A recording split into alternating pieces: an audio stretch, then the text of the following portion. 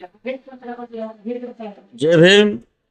मी संजय भाऊ जयराम कांबळे, भारतीय दलित पॅंथरचा महाराष्ट्राचा कार्याध्यक्ष म्हणून कार्यरत आहे.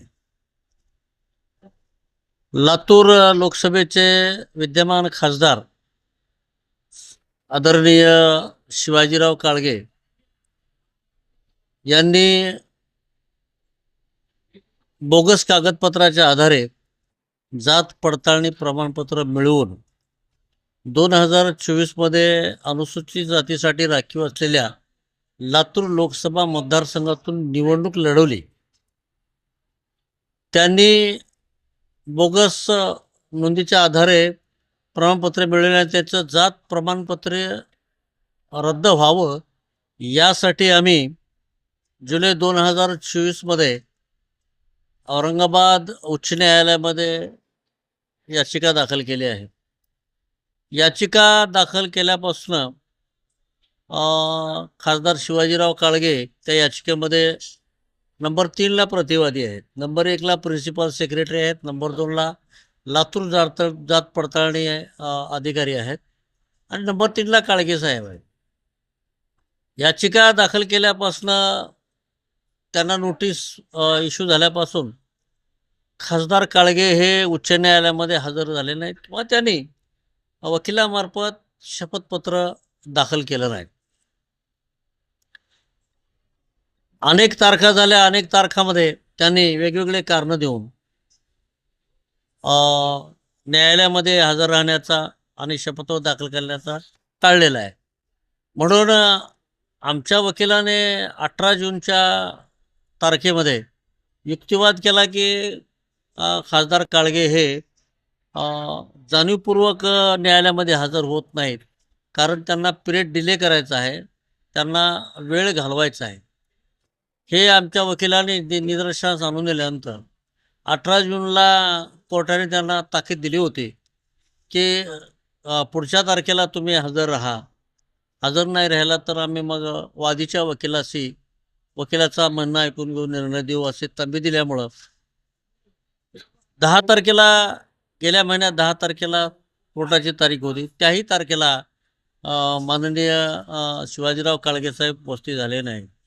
त्यावेळेस आमच्या वकिलाने युक्तिवाद करून त्याने माननीय न्यायालयाच्या निदर्शनास आणून दिलं की पिरियड डिले करत आहे. त्यावेळेस कोर्टाने डॉक्टर शिवाजीराव काळगे यांना, त्यांच्या वकिलांना याने सक्त तंबी दिलेली आहे की आता पुढची तारीख तुमची ही शेवटची राहील.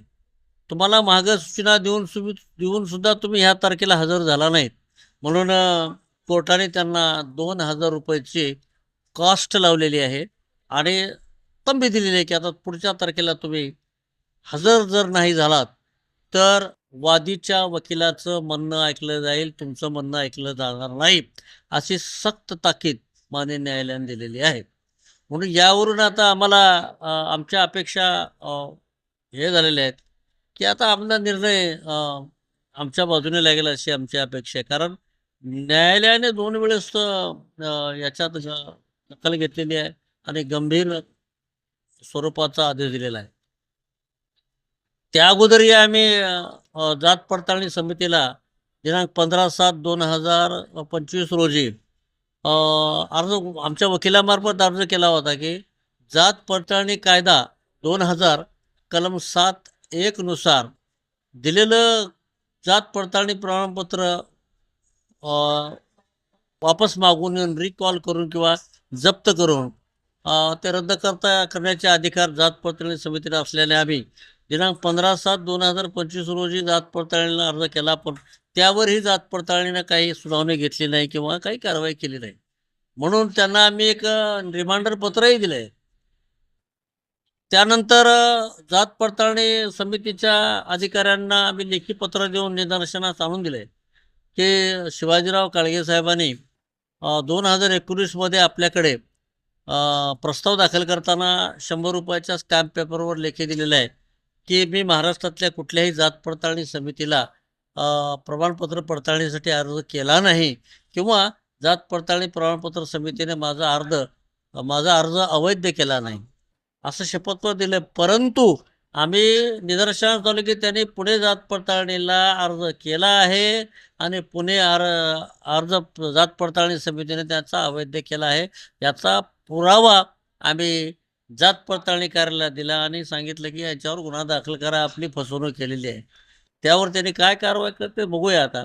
याच्यानंतर प्रवेश निर्गम उतारामध्ये त्यांनी हेराफेरी केलेली आहे.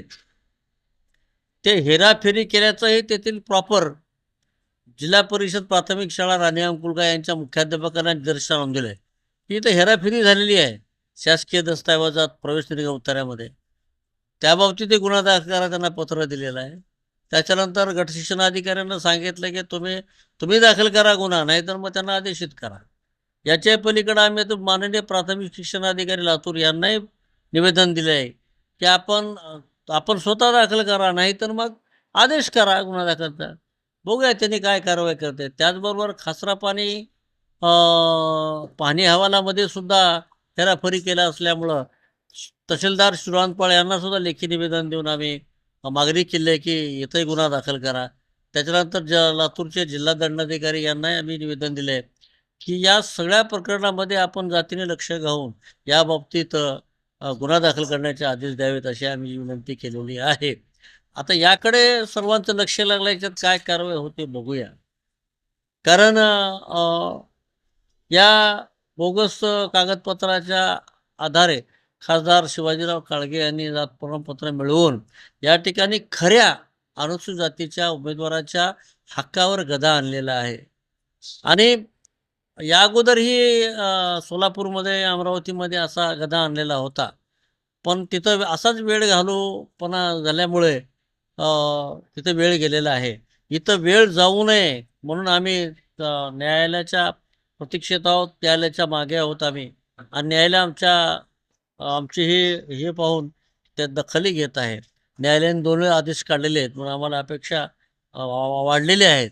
आणि आमचा आमचा उद्देश असा आहे की आता लोकसभा झाली, विधानसभा झाली, आता येणाऱ्या महानगरपालिका आहे, जिल्हा परिषदच्या निवडणुका आहे.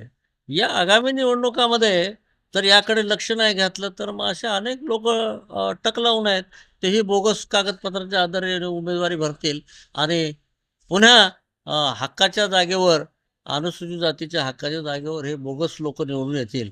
याच्यासाठी त्यांना प्रतिबंध बसला पाहिजे. याच्यासाठी आम्ही ही सगळी लढाई लढत आहोत.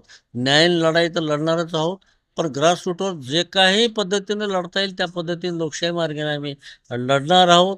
ही लढाई यशस्वी व्हावी यासाठी आम्ही लोकशाहीचा चौथा स्तंभ असलेल्या पत्रकारांना आम्हाला पाठबळ द्या अशी विनंती केली करून आज पत्रकार परिषद घेतलेली आहे.